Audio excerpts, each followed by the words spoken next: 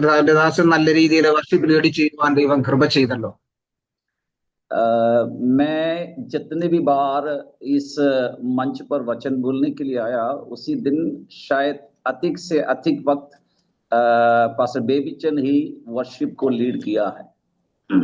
ഞാന് ഈ പ്ലാറ്റ്ഫോമിൽ എപ്പോഴെല്ലാം വചന ശുശ്രൂഷയ്ക്കായി കടന്നു വന്നിട്ടുണ്ടോ ആ സമയത്തെല്ലാം ബേബിച്ചാനാണ് ആരാധന ലീഡ് ചെയ്തിട്ടുള്ളത്. बहुत ही सुंदर आराधना और विशेष परमेश्वर के अभिषेक जो परमेश्वर बेबीचंद के ऊपर दिया है उसके लिए परमेश्वर का धन्यवाद. വളരെ നല്ല ആരാധനയായിരുന്നു. കർത്താവ് പ്രത്യേകമായ അഭിഷേകം കർത്താവിന്റെ ദാസന്റെ മേൽ ബേബിച്ചാന്റെ മേലെ ദൈവം പാർന്നിട്ടുണ്ട്. साथ साथ आप जैसे जानते हैं मेरे बेटी का शादी पिछले अगस्त 2 तारीख को केरल में हुआ. आप सभी ने प्रार्थना किया. बहुत ही सुंदर तरीके से उस शादी संपन्न होने के लिए प्रभु ने मदद की और मेरे बेटी और मेरे बेटी के परिवार के लिए आपकी प्रार्थना मैं आगे भी चाहता हूँ. അതുപോലെ നിങ്ങൾക്കറിയാം, കഴിഞ്ഞ ഓഗസ്റ്റ് 2-ാം തീയതി എന്റെ മകളുടെ വിവാഹം കേരളത്തിൽ വെച്ച് വളരെ ഭംഗിയായിട്ട് തന്നെ നടക്കുവാൻ ദൈവം കൃപ ചെയ്തു. തുടർന്നും അവരുടെ കുടുംബജീവിതത്തിനായി നിങ്ങളുടെ പ്രാർത്ഥന ആവശ്യപ്പെടുന്നു. आगे के समय में परमेश्वर के वचन में चंद पल रहना चाहूंगा. തുടർന്നുള്ള സമയം നമുക്ക് ദൈവത്തിന്റെ വചനത്തിന് ശ്രദ്ധിക്കാം. हम लोग प्रतिदिन परमेश्वर का वचन इस जूम मीटिंग के द्वारा लगातार सुन रहे हैं. നമ്മൾ ഈ സൂം മീറ്റിംഗിൽ കൂടെ നിത്യവും ദൈവത്തിന്റെ വചനം കേട്ടുകൊണ്ടിരിക്കുകയാണ്. ये इस बात का प्रमाण है परमेश्वर का वचन चाहे कितना भी सुनाता रहो, वचन का प्रचार या प्रभु का वचन का सेवा कभी भी खत्म नहीं हो सकता. ഈ വചനം എത്ര തന്നെ പറഞ്ഞുകൊണ്ടിരുന്നാലും വചനം സംസാരിച്ചു കൊണ്ടിരുന്നാലും ആ വചനത്തിന്റെ പ്രത്യേകത എത്രത്തോളം പറയുന്നോ അത് ഒരിക്കലും നിന്നു പോകത്തില്ല. कल मैं पास्टर रोहित चंद के संदेश को सुन रहा था. इसी तरह लगातार संदेश हम लोग सुन रहे हैं और परमेश्वर का वचन का एक खासियत है कि प्रतिदिन परमेश्वर का वचन जो प्रचारक प्रचार करते हैं उसमें जो हमारे लिए चाहिए होते हैं वो हमें मिल जाता है. ഇന്നലത്തെ വചന ശുശ്രൂഷ ഞാൻ ശ്രദ്ധിക്കുകയായിരുന്നു. ഓരോ ദിവസവും നമ്മൾ കേൾക്കുന്ന ദൈവത്തിന്റെ വചനങ്ങൾ അത് എത്ര തന്നെ കേൾക്കുന്നുവോ അത് നമ്മുടെ ജീവിതത്തിൽ മാറ്റങ്ങൾ വരുത്തിക്കൊണ്ടിരിക്കും. परमेश्वर के वचन को सुनकर कोई बोर नहीं होता है, कभी हम थक नहीं जाते हैं. परमेश्वर के वचन के सामने से हम भागते नहीं हैं क्योंकि ये वचन हमारा जिंदगी का हिस्सा हो चुका है. ഈ വചനം കേൾക്കുന്നത് കൊണ്ട് ആർക്കും അതൊരു ബോറടിയായി തോന്നുന്നില്ല. ആരും ആ വചനം കേട്ട് ക്ഷീണിക്കുന്നില്ല. കാരണം ഈ വചനം നമ്മുടെ ജീവിതത്തിന്റെ ഒരു ഭാഗമായി തീർന്നിരിക്കുകയാണ്. परमेश्वर का वचन के बिना एक जिंदगी की हम कल्पना भी नहीं कर सकते. ദൈവത്തിന്റെ വചനത്തെ മാറ്റി നിർത്തി നമുക്ക് ചിന്തിക്കാൻ പോലും കഴിയത്തില്ല. सो आज की सुबह मैं बहुत ही आभारी हूँ आप लोग परमेश्वर के वचन को सुनने के लिए इस जूम मीटिंग में बैठे हैं. परमेश्वर आपको और आपके परिवार को, आपके बच्चों को, आपके कलीसियाओं को बहुत बहुत आशीष दे और साथ साथ आपकी आत्मिक आज की जो जरूरत है उसे इस वचन के द्वारा परमेश्वर पूरा करे. ഞാൻ വളരെ നന്ദിയുള്ളവരാണ്. നിങ്ങൾ എല്ലാവരും ഇന്ന് പകൽക്കാലം വചനം കേൾക്കുവാൻ കടന്നു വന്നിരിക്കുന്നു. അത് നിങ്ങളുടെ ജീവിതത്തിലും നിങ്ങളുടെ കുടുംബത്തിലും തലമുറകളുടെ മേലും വലിയ അനുഗ്രഹത്തിന് കാരണമായി തീരട്ടെ. आज के मेरे संदेश का जो विषय होगा वो विषय यही होगा कि हमारा जो मसीही जीवन का जो पैशन है, जो क्षमा है, जो सहन शक्ति है, वो सहन शक्ति, वो क्षमा, वो पैशन जो है उसको किस तरीके से प्रतिदिन हमें अपनी जिंदगी में और आगे बढ़ाना है. നമ്മുടെ ഇന്നത്തെ വചന ശുശ്രൂഷ ആമേൻ അതിന്റെ വിഷയം ദൈവവചനത്തോടുള്ള ക്രിസ്തീയ ജീവിതത്തിൽ നമ്മുടെ ക്ഷമ, സഹനശീലത അത് ആമേൻ വർദ്ധിക്കുക, അത് ദൈവസേനയിൽ വർദ്ധിപ്പിക്കുക. ആമേൻ. ये क्षमा जो है, जो जो बर्दाश्त करने की जो हमारी कैपेसिटी है, ये परमेश्वर के वचन को सुनने से प्रतिदिन हमारे जिंदगी में ये बिल्डअप होता है, ये बढ़ता जाता है। ഈ ക്ഷമ നമ്മുടെ ജീവിതത്തിൽ ദൈവവചനം കേൾക്കുന്നതോടൊപ്പം ഓരോ ദിവസവും അത് നമ്മെ വളർത്തുകയും ബലപ്പെടുത്തുകയും ആ ക്ഷമാശീലത്തിലേക്ക് നമ്മെ നയിക്കുകയും ചെയ്യുന്നു. अ, ये जो क्षमा या सहने की जो शक्ति है, ये केवल हमारे लिए नहीं है, ये हमारा परमेश्वर प्रभु यीशु मसीह ने अपनी जिंदगी में क्षमा का जो परिभाषा है, उसका जो मतलब है, वो अपनी जिंदगी से हमें सिखाया है। ഈ ക്ഷമ അല്ലെങ്കിൽ ഈ സഹിക്കുവാനുള്ള ആ ശക്തി കർത്താവായ യേശു ക്രിസ്തു തന്റെ ജീവിതത്തിൽ കൂടെ നമുക്ക് അത് വെളിപ്പെടുത്തി അല്ലെങ്കിൽ നമുക്ക് അത് പഠിപ്പിച്ചു തന്നതാണ്.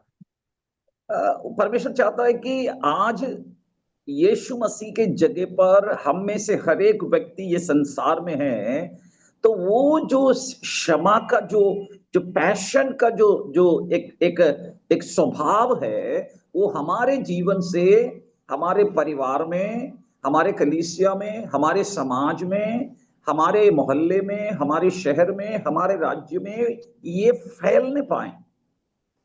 ദൈവം യേശു ക്രിസ്തുവിന്റെ സ്ഥാനത്ത് നമ്മെ ആക്കി വച്ചിരിക്കുന്നത് ഈ ക്ഷമയുടെ അല്ലെങ്കിൽ ഈ സഹിക്കുവാനുള്ള ഈ ശക്തി നമ്മൾ ഈ ലോകത്തിൽ, നമ്മുടെ കുടുംബത്തിൽ, നമ്മുടെ തലമുറകളിൽ, നമ്മുടെ ചുറ്റുപാടുകളിൽ, നമ്മുടെ ദേശത്തിൽ അത് പ്രകടിപ്പിക്കുകയും അത് നമ്മുടെ ജീവിതത്തിന്റെ അനുഭവമാക്കി തീർക്കുകയും ചെയ്യണം എന്നുള്ളതാണ് ദൈവം ആഗ്രഹിക്കുന്നത്.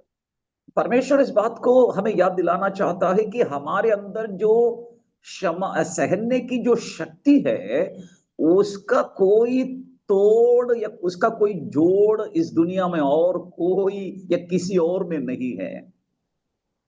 ആമേൻ. ഈ ക്ഷമിക്കുന്നത് അല്ലെങ്കിൽ ഈ സഹിക്കുന്നത് ആമേൻ ദൈവത്തിന്റെ വചനത്തിൽ കൂടെ ആമേൻ നമുക്ക് ലഭിക്കുന്നത് ഈ ലോകത്തിലെ വേറെ ഒന്നിൽ നിന്നും നമുക്കത് പ്രാപിക്കാൻ കഴിയില്ല. हमारे जीवन में जो क्षमा की सामर्थ्य है, वो सहने की जो शक्ति है, वो किसी दूसरे मनुष्य में इस दुनिया में नहीं है। हम प्रभु के लोगों के अंदर ही ये खासियत है। നമുക്ക് ഈ ക്ഷമിക്കുവാനും ഈ സഹിക്കുവാനുമുള്ള ശക്തി ഈ ലോകത്തിലെ വേറെ ഒന്നിൽ നിന്നുമല്ല, ദൈവത്തിന്റെ വചനത്തിൽ കൂടെയാണ് നമുക്കത് ലഭിക്കുന്നത്. यीशु मसीह अपने शिष्यों के साथ अंत में, यानी यीशु इस संसार से स्वर्ग में उठा लिए जाने के पहले यूहन्ना की सुसमाचार 21वें अध्याय में हम देखते हैं, उसके 15वें आयत से यीशु मसीह पतरस से मुलाकात करता है। നമുക്കറിയാം, യോഹന്നാന്റെ സുവിശേഷം 21 അധ്യായത്തിന്റെ 15 വാക്യം മുതൽ നമ്മൾ നോക്കുമ്പോൾ തന്റെ ശിഷ്യന്മാരുമായി അവസാന സമയത്ത് പത്രോസിനോട് സംസാരിക്കുന്ന പത്രോസുമായിട്ടുള്ള സംസാര വിഷയം നമുക്ക് കാണുവാൻ കഴിയും. यीशु पतरस से पूछता है, पतरस क्या तू सचमुच में मुझसे प्यार करते हो? യേശു പത്രോസിനോട് ചോദിക്കുന്നു, പത്രോസേ നിനക്ക് എന്നോട് സ്നേഹമുണ്ടോ? क्योंकि यीशु मसीह इस बात को जानता है कि पतरस यीशु मसीह से बहुत प्यार करता है। അവൻ കാരണം നമുക്കറിയാം പത്രോസിനെ കർത്താവ് അധികമായി സ്നേഹിക്കുന്നുണ്ട്. पतरस यीशु मसीह से बहुत प्यार करता है। പത്രോസ് യേശുവിനെയും അധികമായി സ്നേഹിക്കുന്നുണ്ട്. फिर भी पतरस की जिंदगी को हम देखें तो पतरस के जीवन में बहुत सारी गलतियां पतरस ने अपने जीवन में किया है, जिसका अक्सर हम लोग भी अपने संदेशों में उसको हम लोग उल्लेखित करते हैं, उसको हम बताने की प्रयास करते हैं। देखो पतरस ने कितना बड़ा गुनाह किया, कितना बड़ा गलती किया। നോക്കിയേ, പത്രോസ് തന്റെ ജീവിതത്തിൽ അനേകം തെറ്റുകൾ ചെയ്തിട്ടുണ്ട്. പക്ഷെ നമ്മളും പ്രസംഗ സമയത്ത് പ്രസംഗിക്കുമ്പോൾ നമ്മൾ അത് ചൂണ്ടിക്കാണിക്കാറുണ്ട്. നോക്കിയേ പത്രോസ് എന്തുമാത്രം തെറ്റുകളാ ചെയ്തതെന്ന് നമ്മൾ തന്നെ എടുത്ത് ചൂണ്ടിക്കാണിക്കാറുണ്ട്. परंतु वो सारे गलतियां पतरस के जीवन में होने के बावजूद भी परमेश्वर का, प्रभु यीशु मसीह का जो प्रेम है पतरस के लिए, उसमें जरा भी कोई कमी नहीं हुआ है। എന്നാലും ഇത്രത്തോളം തെറ്റുകൾ പത്രോസിന്റെ ജീവിതത്തിൽ സംഭവിച്ചുവെങ്കിലും അവന്റെ ആമേൻ ആ തെറ്റുകളിന്മേൽ കർത്താവിന്റെ സ്നേഹത്തിന് ഒരല്പം പോലും മാറ്റം വന്നിട്ടില്ല.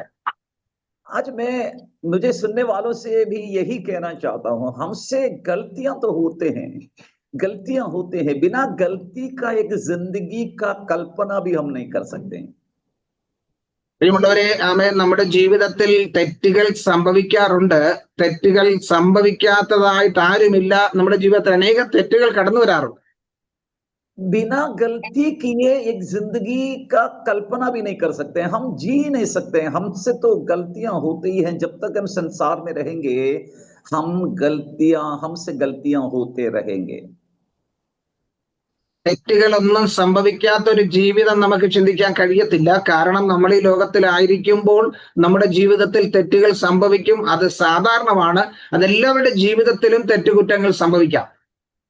परंतु हमारे अंदर जब भी हम कोई गलती हमसे हो जाते हैं तो हम बड़ा बेचैन हो जाते हैं, हम बहुत परेशान हो जाते हैं, हम प्रभु के सामने फिर गिड़गिड़ाने लगते हैं और प्रभु के सामने रोने लगते हैं, प्रभु से कहने लगते हैं कि प्रभु मुझे क्षमा करो, मुझे माफ करो। क्योंकि हमारे अंदर जो परमेश्वर है, जो पवित्र आत्मा है, वो हमें अपने जीवन में जब भी कोई गलतियां हो जाते हैं, गलतियां होने के बाद में वो हमें काफी बेचैन करता है।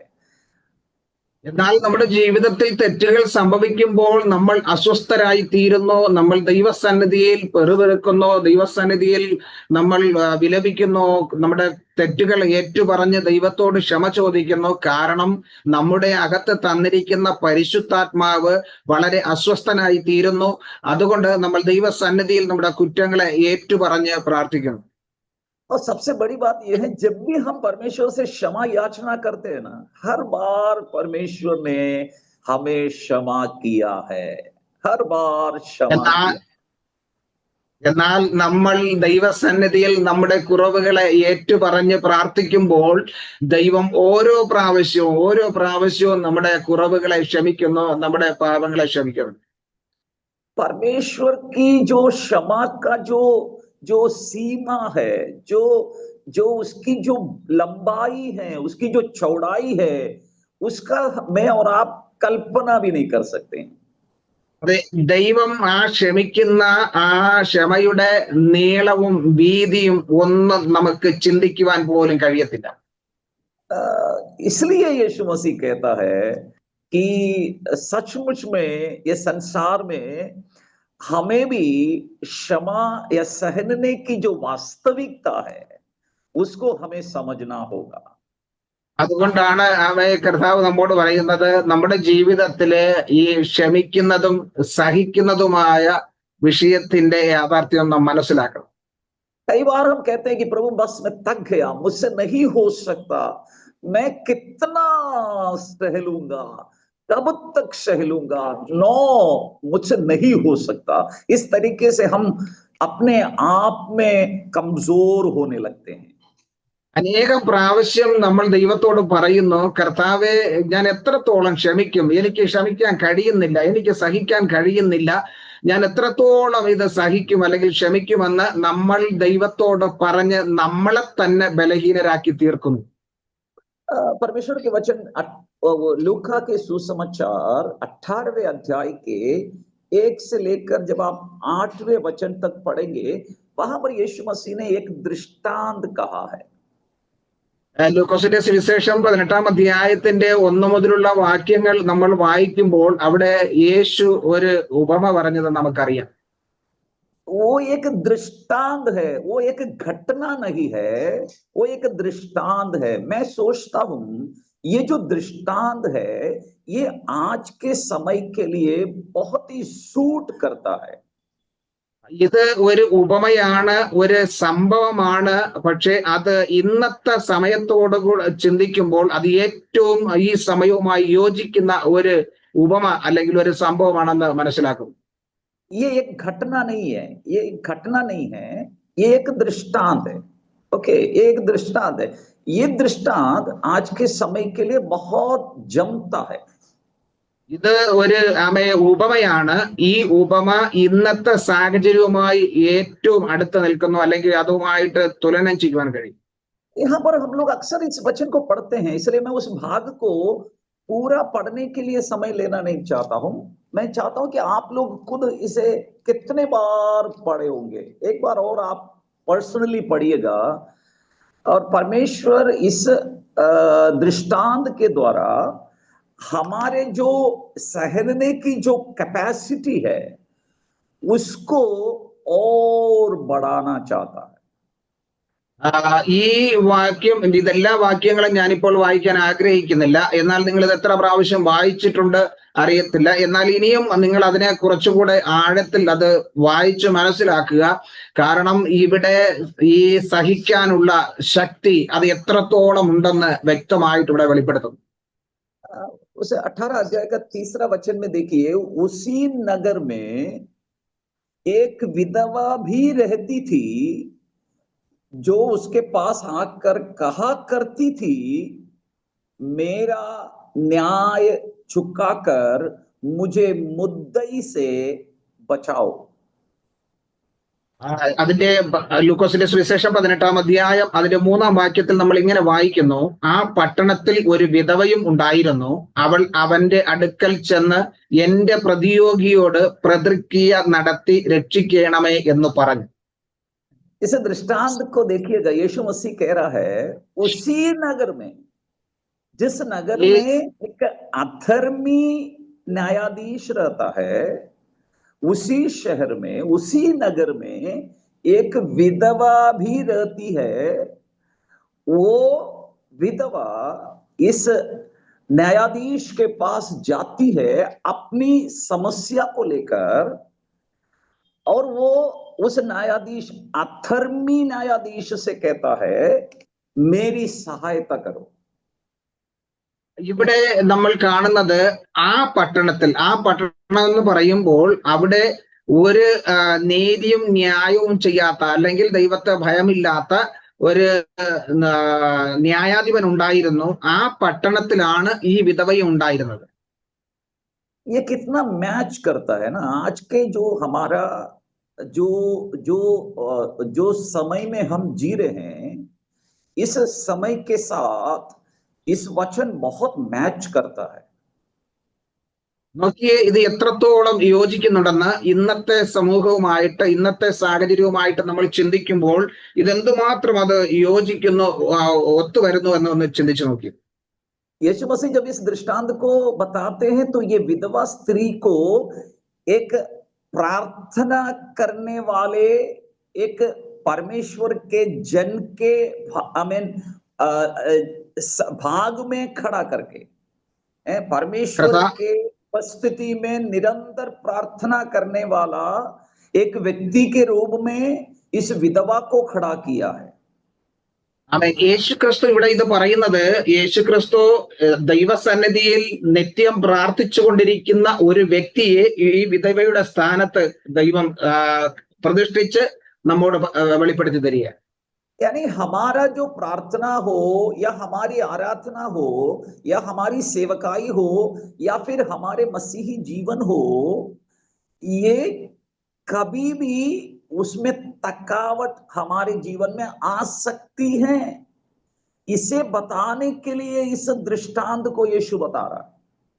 നമ്മുടെ ജീവിതം, നമ്മുടെ ആത്മീയ ജീവിതം, നമ്മുടെ ആത്മീയ ശുശ്രൂഷ, അല്ലെങ്കിൽ ക്രിസ്തുവുമായിട്ടുള്ള ആ ബന്ധത്തിൽ നമ്മുടെ ജീവിതത്തിലും മടുപ്പ് സംഭവിക്കാം എന്നുള്ളത് ദൈവം ഇവിടെ നമുക്ക് എടുത്തു കാണിക്കും. परंतु यीशु मसीह कहता है ये जो विधवा है, ये अपनी समस्या को लेकर उस व्यक्ति के पास जाती है जो उस शहर का न्यायाधीश है, परंतु वो न्यायाधीश का एक समस्या है कि वो अधर्मी न्यायाधीश है।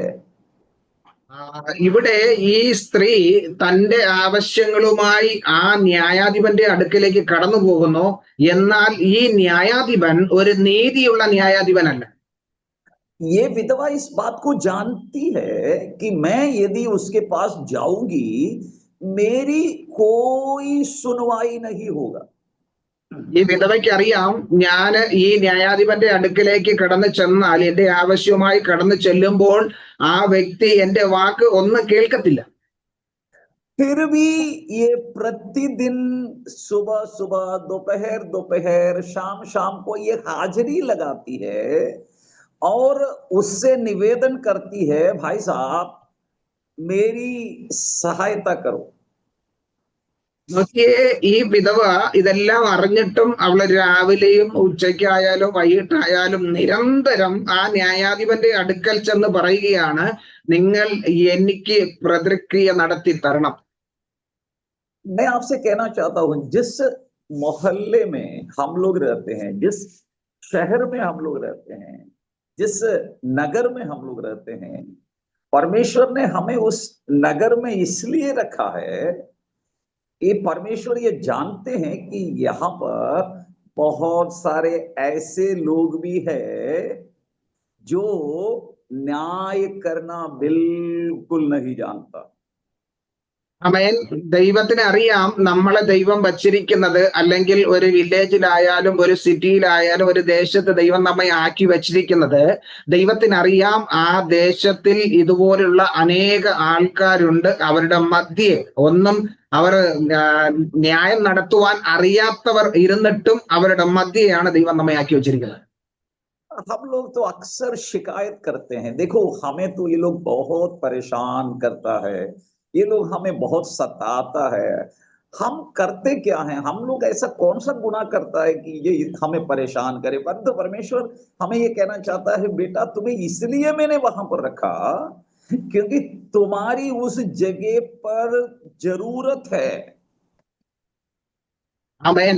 നമ്മൾ പറയാറുണ്ട്, ദൈവമേ, ഇവർ നമ്മളെ ഇത്രത്തോളം ഉപദ്രവിക്കുന്നു, ഇവർ നമുക്ക് വിരോധമായിട്ട് സംസാരിക്കുന്നു, അല്ലെങ്കിൽ വിരോധമായി പ്രവർത്തിക്കുന്നു, നമ്മൾ എന്ത് തെറ്റ് ചെയ്തിട്ടാണ് ഇങ്ങനെ നമുക്ക് വിരോധമായി ഇങ്ങനെ നിൽക്കുന്നതെന്ന് നമ്മൾ ദൈവത്തോട് പറയുമ്പോൾ, ദൈവം നമ്മോട് പറയുന്നത്, മകനെ മകളെ, നിനക്ക് ആ സ്ഥലത്ത് നിന്നെ ഞാൻ വെച്ചിരിക്കുന്നത് ചില കാര്യങ്ങൾ നിന്നിൽ കൂടെ നടക്കുവാൻ വേണ്ടിയാണ്. നിന്നെ അവർക്ക് ആവശ്യമുള്ളത് കൊണ്ടാണ് ഞാൻ അവരുടെ മധ്യ നിന്നെ ആക്കിയിരിക്കുന്നത്.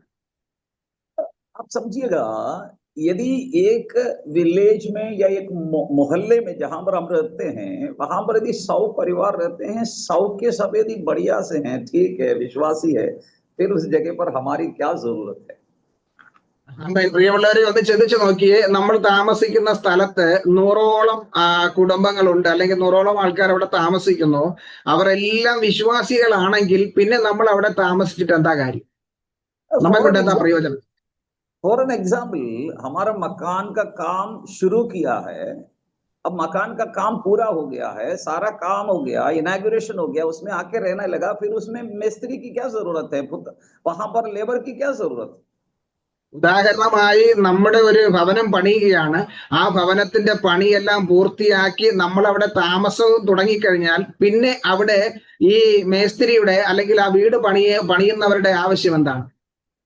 उसी तरह परमेश्वर जिस जगह पर हमें रखा है, वहां पर मेरी और आपके जिंदगी का जो जिम्मेदारी है वो इस विधवा स्त्री की तरह है कि बिना थके, बिना कुड़कुड़ाए, बिना निराश हुए, बिना हताश हुए, प्रतिदिन हमें अपनों के लिए, अपने मोहल्ले के लिए, अपने शहर के लिए, अपने राज्य के लिए परमेश्वर से प्रार्थना करने का एक बहुत बड़ा कर्तव्य परमेश्वर हमें दिया है। നമ്മെ ആ സ്ഥലത്ത് ആക്കി വച്ചിരിക്കുന്നതിന്റെ ഉദ്ദേശം, ഈ വിധവയായ സ്ത്രീയെ പോലെ അവൾ നിത്യം ആ ന്യായാധിപന്റെ അടുക്കൽ ചെന്ന് സംസാരിക്കുന്നത് പോലെ നമ്മൾ നമ്മുടെ ദേശത്തിന് വേണ്ടി, നമ്മുടെ ചുറ്റുപാടുകൾ, നമ്മളായിരിക്കുന്ന സ്ഥലത്തിന് വേണ്ടി, അല്ലെങ്കിൽ ആ ചുറ്റുപാടുകൾക്ക് വേണ്ടി ദിനവും ദൈവസന്നിധിയിൽ ചെന്ന് അപേക്ഷിക്കുക, പ്രാർത്ഥിക്കുക. അതിലേക്ക് വേണ്ടിയാണ് ദൈവം നമ്മെ ആക്കി വച്ചിരിക്കുന്നത്. अक्सर हम लोग क्या करते हैं, किसी ना किसी एक विषय को लेकर 1 दिन 2 दिन 10 बार, 1 महीना 10 महीना उसके पीछे जाते हैं। उसके बाद हम लोग बोलते हैं, अरे तो ये तो काम होना नहीं है, ये आदमी तो हमारा काम करेगा नहीं, बेकार में मैं अपने समय को खर्च कर रहा हूं। इस तरह हम मतलब परेशान हो जाते हैं, हम नेगेटिव बोलने लगते हैं, हम निराश होने लगते हैं और हम थक जाते हैं। എന്നാൽ നമ്മൾ എന്താണ് ചെയ്യുന്നത്? നമ്മൾ ചില ദിവസങ്ങളോ ആഴ്ചകളോ മാസങ്ങളോ ആമേൻ ഇങ്ങനെ ചെന്ന് പറഞ്ഞിട്ട് നമ്മൾ അല്ലെങ്കിൽ പ്രാർത്ഥിച്ചിട്ട് നമ്മൾ പറയുന്നത് ഇനി ആമേൻ ഇവിടെ ഒന്നും സംഭവിക്കത്തില്ല, ഇനി ഇതിന് ആമേൻ ഒരു രക്ഷയുമില്ല, ഇനി നമ്മൾ ഇത് തുടർന്നിട്ട് കാര്യമില്ല എന്ന് പറഞ്ഞ് നമ്മൾ പിന്മാറുകയും ചെയ്യുന്നത്. ये स्त्री को देखिए, ये प्रतिदिन उस व्यक्ति के पास जाती है, ये जानते हुए भी वो नहीं करेगा। वचन में क्या लिखा है, ये मनुष्य एक दिन, ये अधर्मी न्यायाधीश एक दिन क्या कह रहा है, ये स्त्री ने तो मेरे नाक में दम कर दिया, ये स्त्री ആമേൻ. ने तो मेरे नाक में दम कर दिया, मैं तो सुबह सुबह जब भी अपने दरवाजा खोलता हूं ये खड़ी है। ആമേൻ. ഇവിടെ ഈ സ്ത്രീ നിരന്തരം ഒരു വിട്ടുവീഴ്ചയുമില്ലാതെ അല്ലെങ്കിൽ നിരന്തരം ആ ന്യായാധിപന്റെ അടുക്കൽ ചെന്ന് ഈ കാര്യങ്ങൾ അപേക്ഷിച്ച് ഒരു ദിവസം അദ്ദേഹം പറയുക, ഈ സ്ത്രീയെ കൊണ്ട് എനിക്ക് പൊറുതി മുട്ടിയിരിക്കുക, കാരണം ഞാൻ എപ്പോ എഴുന്നേറ്റ് വന്നാലും ഈ സ്ത്രീ എന്റെ മുൻപ് നിൽക്കുന്നു എന്നുള്ള ഒരു അസ്വസ്ഥത ഈ ന്യായാധിപൻ ഉണ്ടാകുന്നതായിട്ട് കാണുവാൻ കഴിയും. ये जो न्यायाधीश है ये दुष्ट है, ये अधर्मी है, ये खुद ये बात को जानता है कि मैं इतना बुरा होने के बावजूद भी, मैं इतना दुष्ट होने के बावजूद भी, मैं इतना बेकार होने के बावजूद भी, ये स्त्री ये जानते हुए भी मैं इसका काम नहीं करूंगा, फिर भी ये मुझे छोड़ नहीं रही। ആമേൻ. ഈ ന്യായാധിപൻ നീതിയുള്ള ന്യായാധിപനല്ല, അദ്ദേഹം വളരെ ദുഷ്ടനായ അല്ലെങ്കിൽ ആരെയും ഭയമില്ലാത്ത ആരെയും അനുസരിക്കാത്ത ഒരു ന്യായാധിപനായിരുന്നിട്ടും അദ്ദേഹം ഇങ്ങനെ ചിന്തിക്കുന്നു, ഈ സ്ത്രീ നിരന്തരം എന്നെ ശല്യപ്പെടുത്തിക്കൊണ്ടിരിക്കുന്നു, എന്നെ അസഖ്യമാക്കുന്നു, ആകയാൽ ഞാൻ ഇത് ചെയ്തു കൊടുക്കത്തില്ലെന്ന് അറിഞ്ഞിട്ട് പോലും ഇവളെന്നെ നിത്യവും അസഖ്യപ്പെടുത്തിക്കൊണ്ടിരിക്കുന്നത് കൊണ്ട് ആമേൻ എനിക്ക് വല്ലാത്ത ബുദ്ധിമുട്ട് അനുഭവപ്പെടുന്നു, അതുകൊണ്ട് ആ മനുഷ്യൻ ചെയ്യുവാൻ ആഗ്രഹിക്കും. मैं मुझे सुनने वालों से आज के सुबह कहना चाहता हूं, आपके प्रार्थना, आपका मन का दर्द, आपका वेदना मेरा परमेश्वर जानता है। എന്റെ പ്രിയമുള്ളവരെ, ആമേൻ, നിങ്ങളുടെ ഹൃദയത്തിന്റെ വേദന, നിങ്ങളുടെ പ്രാർത്ഥന, നിങ്ങളുടെ ഹൃദയത്തിന്റെ അവസ്ഥ അതെല്ലാം വ്യക്തമായിട്ട് ദൈവം അറിയുന്നു. यीशु मसीह ये कहना चाहता है कि वो अधर्मी न्यायाधीश एक दुष्ट होने के बावजूद भी यदि वो उस विधवा के लिए उसकी सहायता करने के लिए तैयार हुआ है, यदि उसका मन बदला है, परमेश्वर कहता है कि मैं तुम्हारी सहायता क्यों नहीं करूंगा, क्यों नहीं ആമേൻ. ഇവിടെ ദൈവം പറയുന്നത്, ആ അധർമ്മിയായ ദുഷ്ടനായ ന്യായാധിപൻ അവൻ എഴുന്നേറ്റ് ഈ വിധവയ്ക്ക് വേണ്ടി പ്രതിക്രിയ നടത്തി കൊടുക്കുവാൻ ആഗ്രഹിക്കുന്നുവെങ്കിൽ നിങ്ങളുടെ പിതാവായ ഞാൻ അല്ലെങ്കിൽ ഞാൻ നിങ്ങൾക്ക് വേണ്ടി നിങ്ങളുടെ പ്രാർത്ഥനയ്ക്ക് എങ്ങനെ മറുപടി നൽകാതിരിക്കും? देखिए, परमेश्वर इसमें से ये भी कहना चाहता है, जिन लोगों के विषय में हम ये सोचते हैं, ये जो लोग मुझे और आपको काफी कष्ट देने वाला है, उनका भी मेरा और आपका जीवन की, मेरे और आपके जीवन की अवस्था एक दिन उनको, उनकी जिंदगी को भी बदलने के लिए मेरा और आपका जिंदगी उन्हें मजबूर करेगा। പ്രിയമുള്ളവരെ, ഈ മനുഷ്യന്റെ ജീവിതം എങ്ങനെയാണ് അവിടെ മാറിയത്, അതുപോലെ നമ്മുടെ ജീവിതത്തിലും ഈ കഷ്ടങ്ങൾ അല്ലെങ്കിൽ ദുഃഖങ്ങൾ നൽകുന്ന വ്യക്തിയുടെ ജീവിതത്തിൽ ഒരു ദിവസം വലിയൊരു മാറ്റം ദൈവം വരുത്തും. मैं आपसे कहना चाहता हूं प्रियो, इस दुनिया में जैसा मैं एक इंसान हूं, वैसे हम इस देश का हर इंसान जो है वो इंसान ही है। हमसे जो गलती होता है वो गलती हो सकता है, उस गलती का तीव्रता इतना ज्यादा नहीं है। दूसरा व्यक्ति जो मेरी जैसा वो भी इंसान है, वो प्रभु को नहीं जानता है, इसलिए वो जो गलती करता है उसकी गलती की तीव्रता बहुत ज्यादा होगा। പ്രിയമുള്ളവരെ, നമ്മുടെ നമ്മുടെ ജീവിതത്തിലും തെറ്റ് സംഭവിക്കുന്നു. എന്നെ പോലെ തന്നെ ബാക്കിയുള്ളവരും മനുഷ്യരാകയാൽ എന്റെ ജീവിതത്തിൽ സംഭവിക്കുന്ന തെറ്റിന്റെ ആഴം അല്ലെങ്കിൽ അതിന്റെ തീവ്രത ചിലപ്പോൾ കുറവായിരിക്കാം. എന്നാൽ ദൈവത്തെ അറിയാത്തൊരു വ്യക്തിയുടെ തെറ്റിന്റെ ആഴം, അതിന്റെ തീവ്രത വളരെ വലുതുമായിരിക്കാം. जैसे परमेश्वर मेरे और हमारे जिंदगी को बचाया, जैसे हमारे जीवन में बदलाव लाया, ये हमें मानना होगा कि एक दिन उनके जीवन में भी वही होना है जो मेरे साथ हुआ है। എന്റെ ജീവിതത്തിൽ ഇപ്പോൾ സംഭവിച്ചതുപോലെ എന്നെ ദൈവം മാറ്റിയെടുത്തു, അല്ലെങ്കിൽ നമ്മെ ദൈവം രക്ഷിച്ചതുപോലെ തന്നെ ദൈവം അവരെയും ഒരു ദിവസം രക്ഷിച്ചെടുക്കും. इसलिए किसी के बारे में हमारे मन में कोई क्रोध या गुस्सा या घृणा या नफरत या कड़वाहट किसी भी मनुष्य के लिए हमारे मन में ना हो, भले वो हमारे हिसाब से हमारे साथ व्यवहार करने वाला ना भी हो। ആമേൻ. നമ്മൾ ഒരിക്കലും മറ്റുള്ളവരെ കുറിച്ച് നമ്മുടെ ഹൃദയത്തിൽ ഈർഷ്യയോ വൈരാഗ്യമോ പിണക്കമോ അവരെ കുറിച്ച് മോശമായിട്ടൊരു ചിന്ത നമ്മുടെ ജീവിതത്തിൽ വയ്ക്കാൻ പാടില്ല. ആമേൻ. അവർ ഏത് മനുഷ്യരായാലും, അവരും ഒരു മനുഷ്യരാകിയാൽ അവരുടെ ജീവിതത്തില് ഒരിക്കലും നമ്മൾ അവർക്ക് വിരോധമായിട്ട് നമ്മുടെ ഹൃദയത്തിൽ ക്രോധം സൂക്ഷിക്കരുത്. मैं इस लूका 18 अध्याय के अंदर से मैं यही आपको संदेश उसका निचोड़ देना चाहता हूं। ये विधवा स्त्री जब तक इस अधर्मी न्यायाधीश का जिंदगी ना बदला, तब तक ये विधवा उस अधर्मी न्यायाधीश के पास जाती रही। നോക്കിയേ, ഈ ലൂക്കോസ് 18 അധ്യായത്തിലുള്ള ഈ വിഷയത്തിലെ കുറിച്ച് തന്നെ നമ്മൾ ചിന്തിക്കുമ്പോൾ, ഈ വിധവയായ സ്ത്രീ, ഈ ന്യായാധിപൻ എത്രത്തോളം അവന്റെ ജീവിതത്തിൽ മാറ്റം സംഭവിക്കുന്നില്ലയോ അതുവരെയും അവൾ അത് പൊയ്ക്കൊണ്ടിരുന്നു, അവൾ അത് പറഞ്ഞുകൊണ്ടിരുന്നു, ആ മാറ്റം സംഭവിക്കുന്നത് വരെയും.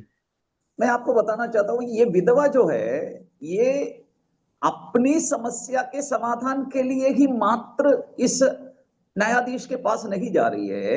ये विधवा के अंदर एक ये ख्याल है कि ये दुष्ट का, इस दुष्ट अधर्मी का जिंदगी बदल जाए और इसके ऊपर जो लेबल चिपका हुआ है अधर्मी न्यायाधीश, ये लेबल इसके ऊपर से हट जाए।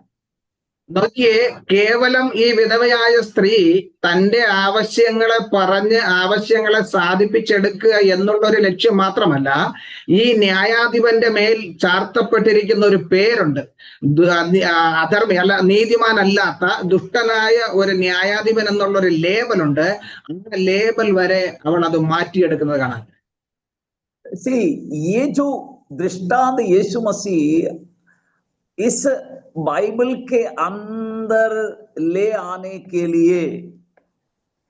आने का यीशु मसीह का जो मकसद है, उसे आज सुबह मुझे और आपको समझना होगा। ആമേൻ. ഈ ഉപമ കർത്താവായ യേശു ക്രിസ്തു ഈ വചനത്തിൽ കൂടെ അല്ലെങ്കിൽ ബൈബിളിൽ കൊണ്ടുവന്ന് നമ്മെ മനസ്സിലാക്കിക്കുവാനുള്ള ദൈവത്തിന്റെ ഉദ്ദേശം നമ്മൾ മനസ്സിലാക്കണം. मैंने जैसे कहा, उसी नगर में वो विधवा रहती है जिस नगर में ये अधर्मी न्यायाधीश भी रहती है। ഇവിടെ കാണുന്നത് ആ പട്ടണത്തിൽ ഒരു വിധവയുണ്ടായിരുന്നു. ഏത് പട്ടണത്തിൽ ചോദിച്ചാൽ ഈ നീതിമാനല്ലാത്ത ദുഷ്ടനായ ന്യായാധിപൻ ഉണ്ടായിരുന്ന പട്ടണത്തിൽ. इसका मतलब क्लियर है ना, हम जहां पर रहते हैं वहां पर जो कुछ हम लोग देख रहे हैं ये होगा, परंतु हमारा जिंदगी का मकसद ये हो कि हमारा काम हो जाए, ये तो ठीक है, ये होना चाहिए, मगर साथ साथ सामने वाले का जिंदगी बदल जाए।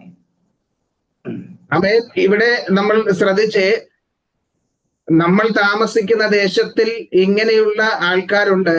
അത് നമ്മുടെ ആവശ്യങ്ങൾ നേടിയെടുക്കുന്നത് ശരിയാ, വെറും നമ്മുടെ ആവശ്യങ്ങൾ മാത്രം നേടിയെടുക്കുക എന്നുള്ളതല്ല ലക്ഷ്യം.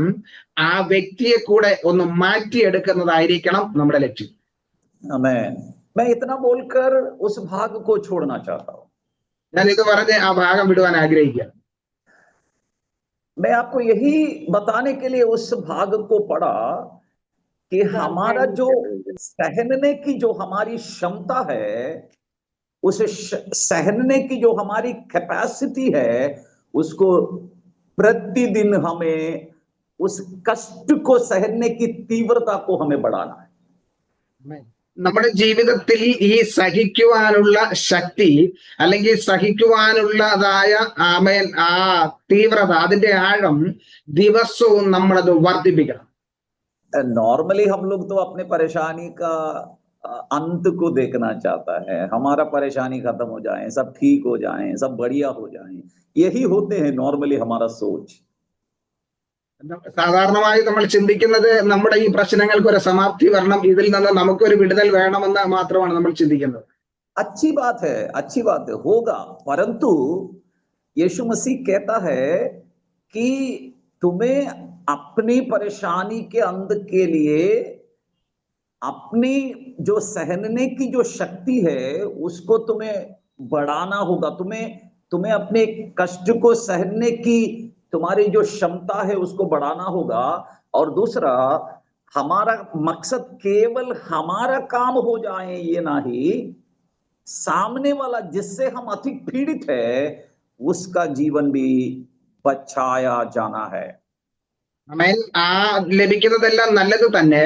എന്നാൽ നമ്മുടെ ജീവിതത്തിൽ നമുക്ക് ലഭിക്കുന്നത് നല്ലത് തന്നെ. പക്ഷെ നമ്മുടെ ആ സഹിക്കുവാനുള്ള ശക്തി, ആ ക്ഷമാശീലം, അത് നമ്മുടെ ജീവിതത്തിൽ വർദ്ധിച്ചു വരണം.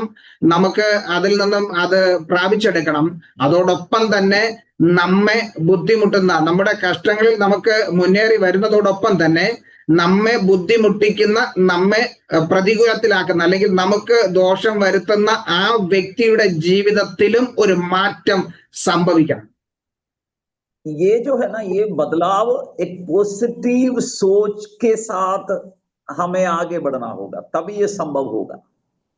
ആമേൻ. ഈ വിഷയം നമ്മൾ ആ വ്യക്തിയുടെ ആ ചിന്തയുമായിട്ട് നമ്മൾ മുന്നേറുമ്പോഴായിരിക്കും അവിടെ നമുക്ക് മാറ്റം കാണാൻ കഴിയുന്നത്. और दूसरी बात, यीशु मसीह के पास शिष्य, यीशु के चेले आकर के एक बार ये पता करता है, ये प्रश्न करता है कि प्रभु, हम कितने बार, एक दिन हमें कितने बार एक दूसरे को बर्दाश्त करना है, एक दूसरे को माफ करना है, कितने बार क्षमा करना है।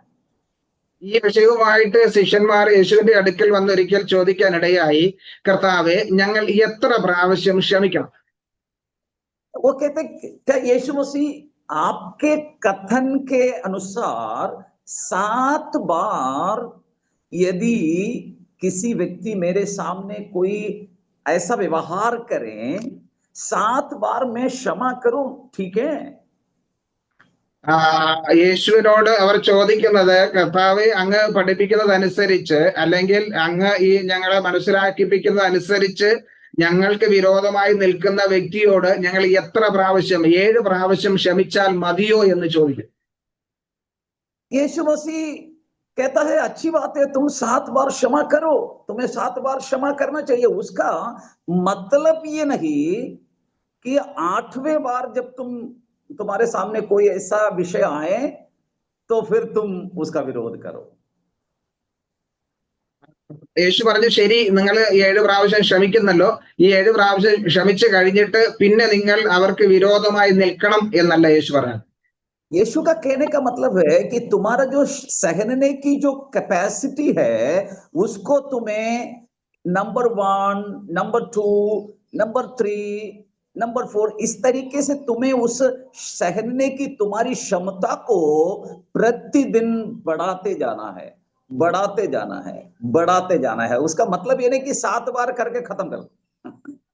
യേശു പറഞ്ഞത്, ആമേൻ, നിങ്ങൾക്ക് ആ ക്ഷമിക്കുവാനുള്ള ആ കഴിവ് അല്ലെങ്കിൽ ആ ശക്തി അത് 1 പ്രാവശ്യം, 2 പ്രാവശ്യം, 3 പ്രാവശ്യമായി അങ്ങനെ നിർത്തുവാനല്ല.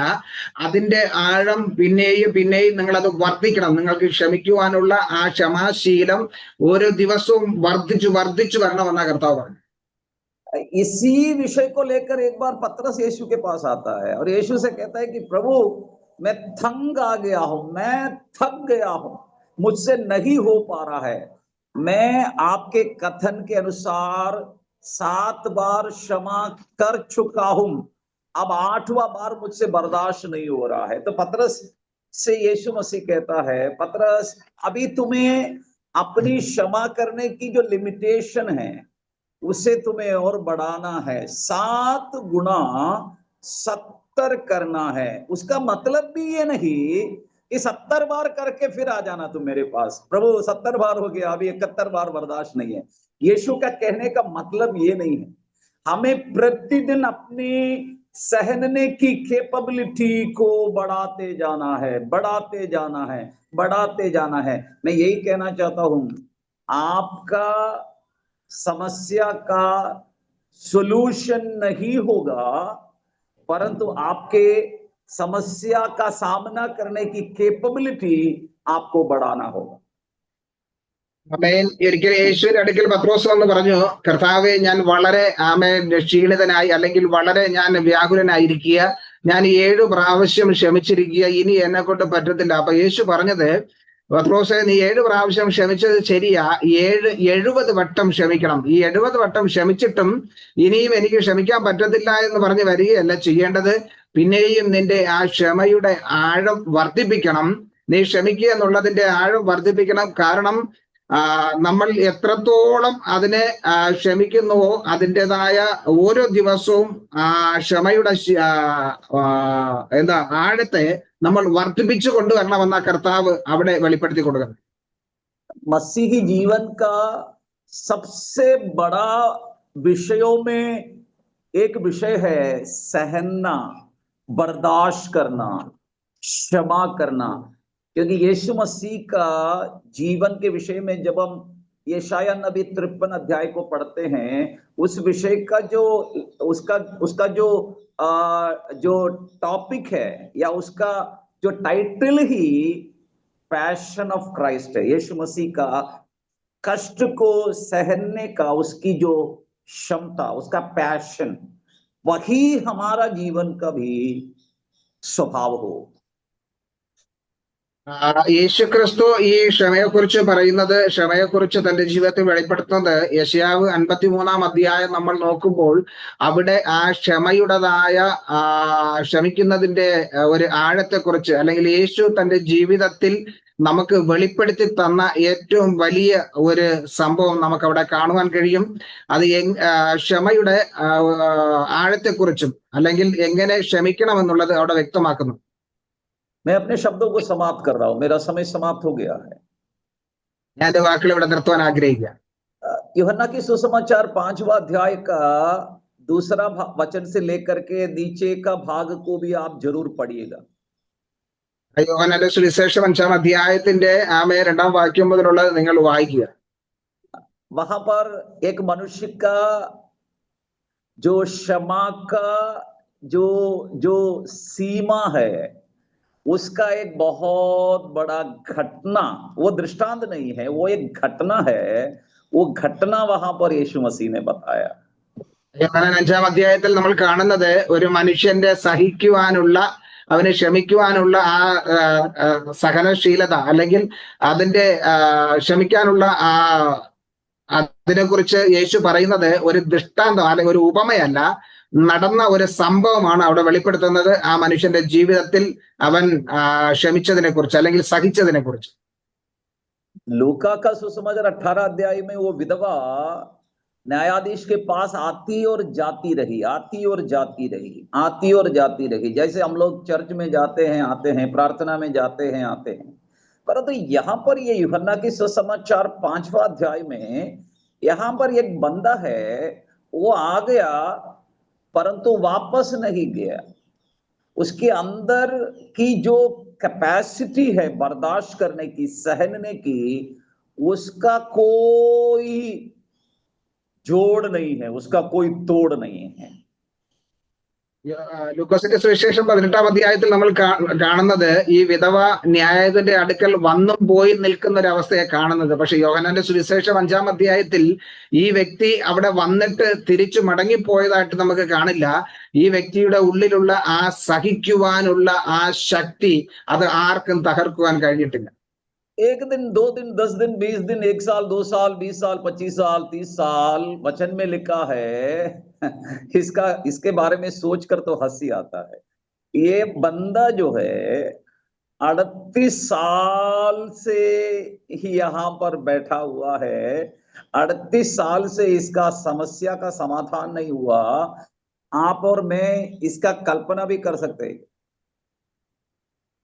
ഈ യോഹന്നാന്റെ സുവിശേഷം 5-ാം അധ്യായത്തിൽ നമ്മൾ കാണുന്ന വ്യക്തി ഒരു ദിവസമോ 2 ദിവസമോ 1-2 മാസങ്ങളോ വർഷങ്ങളോ അല്ല, നിരന്തരം 38 വർഷങ്ങൾ താൻ അവിടെ തന്നെ തന്റെ ജീവിതത്തിന്റെ വിടുതലിന് വേണ്ടി തന്റെ ആവശ്യം നേടിയെടുക്കുവാൻ 38 വർഷം തന്നെ അവിടെ ഇരുന്നതായിട്ട് കാണാൻ കഴിയും. നമുക്ക് അതിനെക്കുറിച്ച് ചിന്തിച്ചാൽ മനസ്സിലാവും. हम लोग इसके बारे में सोच भी नहीं सकता। हम तो प्रचार तो करते हैं, 38 साल से ये बैठा है, 38 साल से बैठा है, प्रचार तो करते हैं, परंतु इसका जो जो जो जो एक पैशन है, इसका जो बर्दाश्त करने की जो जो क्षमता है, वो उसको तो सल्यूट करना चाहिए। നമ്മൾ ഇതിനെക്കുറിച്ച് പ്രസംഗിക്കാറുണ്ട്, പക്ഷെ നമുക്ക് ഒരിക്കലും അത് ചെയ്യുവാൻ കഴിയത്തില്ല. ഈ മനുഷ്യന്റെ വിടുതലിന് വേണ്ടി തന്റെ ആ ക്ഷമാശീലം അല്ലെങ്കിൽ തനിക്ക് ക്ഷമിക്കുവാനുള്ള ആ സഹിക്കുവാനുള്ള കഴിവിനെ നമ്മൾ ആദരിച്ചേ മതിയാവും.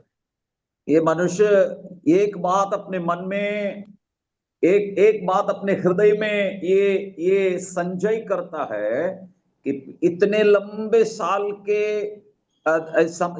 साल यहाँ बैठने के बीच में इस व्यक्ति की सहायता करने के लिए कोई एक भी व्यक्ति इस व्यक्ति के पास आकर उसकी सहायता करने की पेशकश नहीं करता है। ഈ വ്യക്തിയെ കുറിച്ച് നമ്മൾ നോക്കുമ്പോൾ ഇവൻ ഇത്രയും നീണ്ട വർഷങ്ങൾ തന്റെ ആവശ്യം നേടിയെടുക്കുവാൻ തന്റെ വിടുതലിന് വേണ്ടി ഇരിക്കുമ്പോൾ ഇത്രയും വർഷമായിട്ട് ഒരു വ്യക്തി പോലും തന്നെ സഹായിക്കുവാൻ അവിടെ കടന്നു വന്നിട്ടില്ല. ये भी मेरे और आपके अनेक सवाल का एक जवाब है। എന്റെ നിങ്ങളുടെ ജീവിതത്തിലുള്ള അനേക ചോദ്യങ്ങൾക്കുള്ള ഒരു ഉത്തരമാണിത്. नो कंप्लेंट, ഒരു കംപ്ലൈന്റും ഇല്ല. वो वहीं पर बैठा हुआ है, उसे कोई शिकायत नहीं, कोई उसकी सहायता करने के लिए नहीं आता है। उसी जगह पर इस बंदा बैठा हुआ है और कई बार कई लोग एक से अधिक बार उसी जगह पर आया, अपनों को लेकर आया, चंगा होकर चला गया, दूसरों को भी लेके आया, परंतु इस व्यक्ति यहां पर बैठा हुआ है, कोई भी आज तक नहीं मिला जो इसके पास जाकर ये पेशकश करें कि भाई साहब मैंने 10 बार इधर आया, आप तब हर बार यहां पर आप बैठे हुए हैं, कोई मदद करूं, कोई भी नहीं आया। നോക്കിയേ, ഈ വ്യക്തിയെ കുറിച്ചൊന്ന് ചിന്തിച്ചേ. അവൻ അവിടെ ഇരുന്നിട്ട് ഇത്രയും വർഷത്തിനുള്ളിൽ അനേകം ആൾക്കാർ അവിടെ കടന്നു വരികയും സൗഖ്യമാകുകയും പോവുകയും ചെയ്തിട്ടുണ്ട്. അനേകർ മറ്റുള്ളവരെ കൊണ്ടുവന്ന് സൗഖ്യപ്പെടുത്തിയിട്ടുണ്ട്. ഒന്നിലധികം പ്രാവശ്യം ആൾക്കാരെ കൊണ്ടുവന്ന് സൗഖ്യം പ്രാപിച്ച് വിടുതൽ പ്രാപിച്ച് പോയിട്ടുണ്ട്. ഇവന് ആരോടും ഒരു പരാതി പറയുവാൻ പോലും ഇല്ലാതെ ഇരിക്കുമ്പോൾ ഇവനോട് അതിൽ ഒരു വ്യക്തി പോലും വന്ന്, അല്ലയോ സഹോദര, എത്രയോ പ്രാവശ്യം ഞാനിവിടെ വന്നിട്ട് പോയി, നിങ്ങളെ ഒന്ന് സഹായിക്കട്ടോ എന്ന് ചോദിക്കുവാൻ പോലും ഒരു മനുഷ്യനും ഇല്ലാത്ത ഒരു അവസ്ഥയിൽ ഇരിക്കുന്ന വ്യക്തി. मैं ये बात इसलिए आपको कह रहा हूं कि मेरी और आपकी जो सहने की जो क्षमता है, उसको जितना ज्यादा हमें अपने के अंदर, अपनों के अपने जिंदगी के अंदर उस क्षमा की कैपेसिटी को बिल्ड करना है, उसका एक बहुत बड़ा जीता जागता उदाहरण है ये बंदा जो बदस्ता कुंड के पास बैठा है 38 साल से। 38 साल का कल्पना कर सकते हैं हम। ഇനി നിങ്ങളുടെ ജീവിതത്തിലെ നമ്മുടെ ഉള്ളിലുള്ള ആ ക്ഷമിക്കുവാനുള്ള സഹിക്കുവാനുള്ള ശക്തി, അല്ലെങ്കിൽ ആ സഹനശീലത, ആ സഹിക്കുവാനുള്ള അതിന്റെ ആഴത്തെ നമ്മൾ എത്രത്തോളം വളർത്തണം, അത് എത്രത്തോളം നമ്മുടെ ജീവിതത്തിൽ ഉണ്ടായിരിക്കണം എന്നുള്ളതായ ഒരു ഉദാഹരണം അല്ലെങ്കിൽ ഒരു സംഭവമാണ് ഈ ബെഥസ്ദ കുളക്കരയിൽ കിടക്കുന്ന ഈ വ്യക്തിയുടെ അവസ്ഥ. मैं जानता हूं मेरा समय समाप्त हो गया। मैं इस बात को आपको सोचने के लिए आपको छोड़ दे रहा हूं। എനിക്കറിയാം എന്റെ സമയം ഇവിടെ തീർന്നു, എന്നാൽ ഈ വിഷയത്തെ നിങ്ങൾക്ക് ഒന്ന് ചിന്തിക്കുവാനായി നിങ്ങളെ ഏൽപ്പിക്കുക. 38 साल हो गया, 38 വർഷങ്ങളായി. एक दिन में कई बार स्वर्गदूत उस कुंड में उतरता है, कई लोग उस कुंड में उतरकर चंगा हो जाता है। ഒരു പ്രാവശ്യം തന്നെ ഒരു ദിവസം അനേകം പ്രാവശ്യം സ്വർഗത്തിൽ നിന്നും ദൂതൻ ഇറങ്ങി ആ വെള്ളത്തിൽ കലക്കുമ്പോൾ അതിൽ അനേകർ കടന്നു വന്ന് സൗഖ്യം പ്രാപിച്ചു മടങ്ങിപ്പോകുന്നു. परंतु एक बात यीशु मसीह को मालूम हो गया, ഒരു കാര്യം യേശുവിന് മനസ്സിലായി. ये 38 साल से बैठा हुआ ये लंगड़ा कभी भी इस पानी में कूद कर चंगा नहीं हो सकता। ഈ 38 വർഷം കൊണ്ട് ഈ കരയിൽ കിടക്കുന്ന ഈ വ്യക്തി ഒരു പ്രാവശ്യം പോലും ഈ കുളത്തിൽ ഇറങ്ങി സൗഖ്യം പ്രാപിപ്പാൻ അവന് കഴിയത്തില്ല. हो सकता है कई बार ये बंदा पानी में गिर गया होगा, അനേക പ്രാവശ്യം ഇവൻ അതിലേക്ക് വീഴുന്നിട്ടുണ്ടാകാം. हो सकता है क्योंकि पानी हिलता है तो नॉर्मली लोग कूदते हैं। വെള്ളം കലക്കുമ്പോൾ സാധാരണ അതിൽ ആൾക്കാര് ചാടാറുണ്ട്. परंतु एक कंडीशन वहां पर, जो सबसे पहले उसमें कूदेगा वही ठीक होगा। എന്നാൽ അതിലെ ഒരു കണ്ടീഷൻ ഇതാണ്, ആദ്യം ആ കുളത്തിൽ ഇറങ്ങുന്ന വ്യക്തിക്ക് മാത്രമേ സൗഖ്യം ലഭിക്കത്തുള്ളൂ. तो यीशु को एक बात मालूम हो गया, ये बंदा ये कुंड के अंदर उतर के कभी नहीं चंगा होगा। യേശുവിന് മനസ്സിലായി, ഈ വ്യക്തി ഒരിക്കലും ഈ കുളത്തിൽ ഇറങ്ങി അവൻ സൗഖ്യം പ്രാപിക്കാൻ കഴിയത്തില്ല. इसलिए यीशु मसीह एक बार कुंड में उतरने का प्रोग्राम कैंसिल करके यीशु कुंड में ना उतर के सीधे 38 साल के उस आखिरी दिन में इस लंगड़े के पास आके खड़ा हो गया। അവൻ ഈ കുളത്തിൽ ഇറങ്ങി സൗഖ്യം പ്രാപിക്കുന്നതിനെ ആ സിസ്റ്റം യേശു മാറ്റി നിർത്തിയിട്ട് ഈ 38 വർഷം കൊണ്ട് അവിടെ കിടക്കുന്ന വ്യക്തിയുടെ ആ 38 വർഷത്തിന്റെ അവസാനം കർത്താവ് അവന്റെ അടുക്കൽ എത്തിച്ചേർന്നു. फॉर एन एग्जाम्पल 5 बार समझ लीजिए, 5 बार कुंड हिलता है। ഒന്ന് ചിന്തിച്ചു നോക്കിയ, ഉദാഹരണമായി 5 പ്രാവശ്യം ആ കുളം കലങ്ങുന്നുണ്ട്. आज के दिन 4 बार ही वो कुंड हिला है। ഇന്ന് 4 പ്രാവശ്യമേ വെള്ളം കലങ്ങിയിട്ടുള്ളൂ. 5वां बार जो हिलना था वो वहां पर यीशु हिलाने नहीं गया, डायरेक्ट यीशु इस 38 साल से बैठा हुआ बंदे के पास आकर खड़ा हुआ। 5ാമത്തെ പ്രാവശ്യം ആ കുളത്തിൽ കലക്കുവാൻ വേണ്ടി യേശു അനുവദിച്ചില്ല. എന്നാൽ യേശു നേരെ ഈ 38 വർഷം കൊണ്ട് അതിന്റെ കരയിൽ കിടക്കുന്ന ആ രോഗിയുടെ അടുക്കിലേക്കാണ് യേശു പോയത്. यीशु उसके पास आकर पहले बार यीशु उससे बात करता। യേശു അവന്റെ അടുക്കൽ വന്ന് ആദ്യമായിട്ട് അവനോട് സംസാരിക്കുക. ये बंदा पहले बार किसी व्यक्ति इस बंदे के पास आकर बात करते हुए देखता है।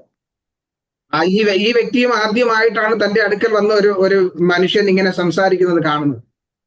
वो भी बड़ा अचंभित था, അവനും അത്ഭുതപ്പെട്ട് നിൽക്കുക.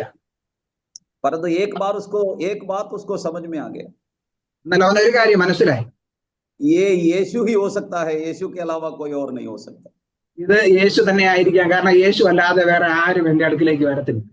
यहाँ पर कोई भी इंसान तो ये नहीं है, ये तो पक्का है, ये इंसान तो है नहीं। ഇവിടെ ഇത് സാധാരണ മനുഷ്യരാരും അല്ല, ഒരു മനുഷ്യരും എന്റെ അടുക്കൽ വരാറില്ല, ഇത് സാധാരണ ഒരു മനുഷ്യനല്ല. ये यीशु ही मेरे पास आया। യേശു, കേവലം യേശു മാത്രമേ എന്റെ അടുക്കൽ വരാൻ കഴിയൂ. पहले बार उसने अपने मुंह खोला, ആദ്യമായിട്ട് അവൻ അവന്റെ വായി തുറന്നു, अपना कंप्लेंट बोलने लगा। തന്റെ കംപ്ലൈന്റ് എല്ലാം അവിടെ പറയാനിടയാ, പരാതികളെല്ലാം പറഞ്ഞു.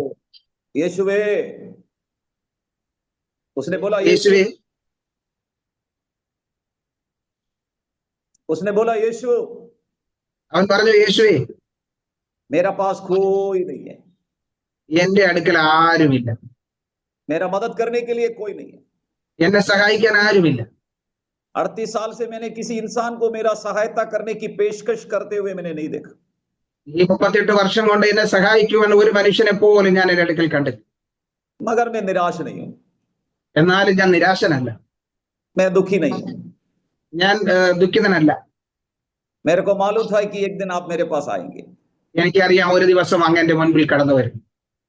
यीशु ने कहा, बेटा अब तुझे कुंड में कूदने की जरूरत नहीं, യേശു പറഞ്ഞു, മകനെ നീ ഇനി കുളത്തിലേക്ക് ചാടണ്ട, उठकर खड़ा हो जाओ। നീ എഴുന്നേറ്റ് നിൽക്ക്. आपको मालूम है, इस लंगड़ा व्यक्ति यदि यीशु को पहचाना ना होता तो उसका जवाब क्या होता? നിങ്ങൾക്കറിയാമോ ഈ മനുഷ്യൻ യേശുവിനെ തിരിച്ചറിഞ്ഞില്ലെങ്കിൽ അവന്റെ അവസ്ഥ എന്തായി തീരുമെന്ന്?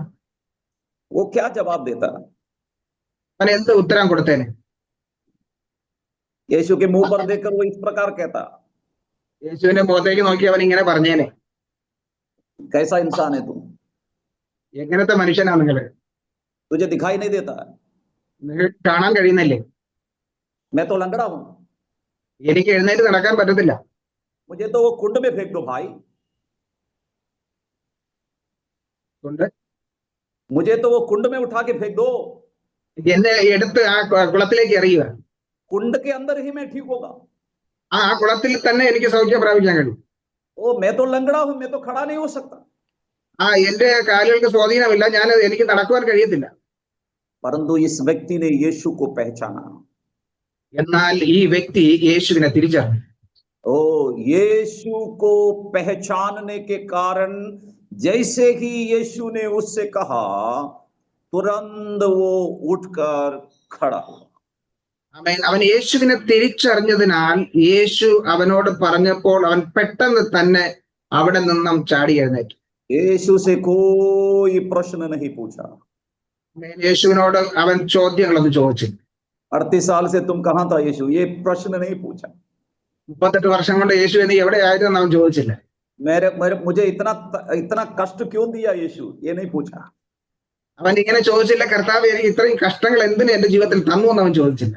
मैं तो इतना प्रार्थना किया, मैंने इतना दुआ किया, मैंने इतना उपवास किया, मैं सुबह इतना घंटा तेरे सामने बैठा रहा, मैं तो यहां से हिला ही नहीं, परंतु आप कहां गया, कोई शिकायत नहीं। ഞാൻ എത്രയോ ദിവസങ്ങൾ ഉപവസിച്ചു, പ്രാർത്ഥിച്ചു, രാവിലെ എത്രയോ മണിക്കൂർ ഞാൻ ഇവിടെ ഇരുന്നു, എത്രയോ പ്രാർത്ഥിച്ചു, എല്ലാം ചെയ്തിട്ടും നീ എവിടെ ആയിരുന്നു എന്ന് ഒരു ചോദ്യം പോലും അവൻ ചോദിച്ചില്ല. No complaint. ഒരു പരാതിയുണ്ട്.